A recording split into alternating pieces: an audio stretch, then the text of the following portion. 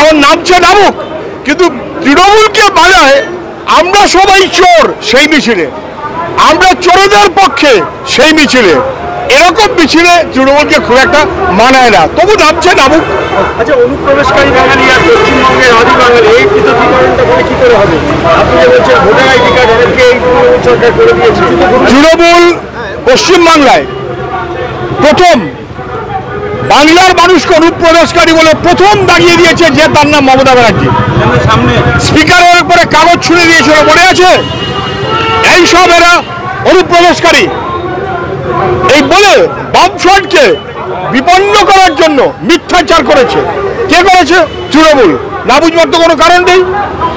বরং বাংলার মানুষ, আমি আবারও এই কথাটা রিপিট করব, ভারতে বংশোদ্ভূত মানুষ, ভারতের বংশোদ্ভূত বাংলা মানুষ, বাঙালি মানুষ, তাদের প্রত্যেকের জীবন জীবিকা মান মর্যাদা অধিকার রক্ষা জরুরি।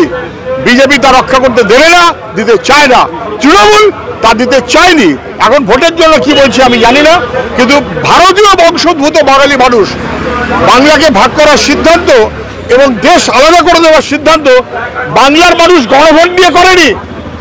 মাউন্টব্যাটেন চেয়েছে আর এই শ্যামাপ্রসাদ মুখার্জিরা চেয়েছে, এবং তার জন্য দাঙ্গা লাগিয়েছে।